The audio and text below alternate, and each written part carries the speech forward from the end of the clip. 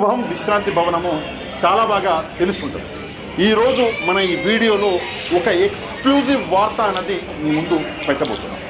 తిరుమలని కేవలం రాజకీయాలకి వాడుకుంటున్నటువంటి ఈ కూటమి ప్రభుత్వము సనాతన ధర్మాన్ని కాపాడంలో విఫలమైపోయింది. ఈ విషయాన్ని ఒక ఆధారంతో సహా ఈరోజు నేను బయటపెట్టాను.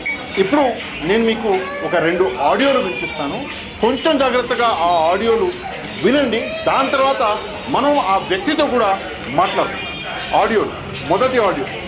నమస్కారం, నా పేరు శ్రీనివాస్ నాయక్, కాన్లావత్, వైఎస్ఆర్సీపీ రాష్ట్ర ప్రధాన కార్యదర్శి ఎస్టీ సార్.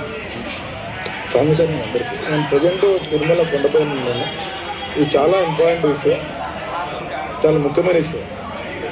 తిరుమల లడ్డులో కలిసి కలిసింది చెప్పి నానా యాతన నానా రోత చేసిన ఈరోజు పవన్ కళ్యాణ్ కానీ చంద్రబాబు నాయుడు కానీ